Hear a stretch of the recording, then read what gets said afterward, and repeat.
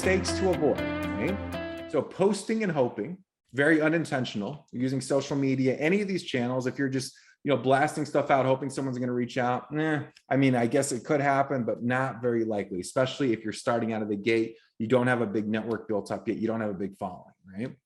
Sounding stuffy, right? A lot of people are so serious, especially on LinkedIn or their investor marketing, where it's very much just data driven, facts. Where's the emotion? Where's the humanness, right? That's really important. Especially imagine someone's a green investor, right? Imagine they've got money sitting in the stock market. They've never been an LP before. They're scared. They know they should be doing something. When we feel more comfortable, when we laugh, when we feel an emotion, cortisol in our brains, that stress hormone starts to go down, right? So it's easier to make decisions, it's easier to feel connected, and we're all human. We want people that we can relate with and build relationships with long term, or at least most of us anyway, right?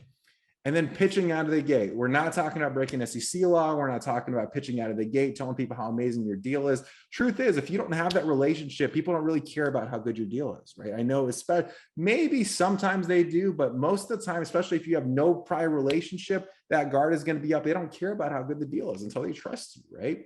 So I think what happened the past couple of years, what a lot of people would do is they would just build these email lists and they would just blast out their deals. That was the whole marketing strategy. Hey, I'm just going to get people to opt in, and then I'm going to blast out my deals and, collect money. A lot harder to do now, right? Because there's a bigger wall up. There's more trust that needs to be built. And you need to have those real relationships. That's why I recommend you actually talk to people, build those relationships, and create an experience, right? Instead of pitching out of the gate. Really big difference.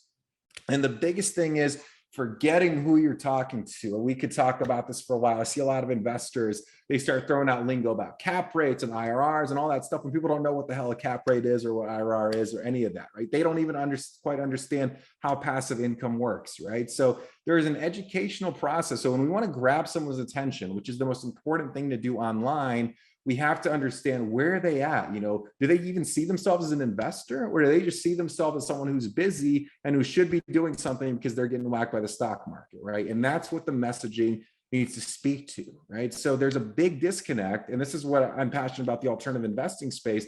There's a big disconnect between people raising capital in the alternative investing space and the people who have money that actually need to be investing, where they're going to be screwed by the stock market, right? There's a big communication disconnect, and that's the problem that we're solving at Investor Attraction Academy, right?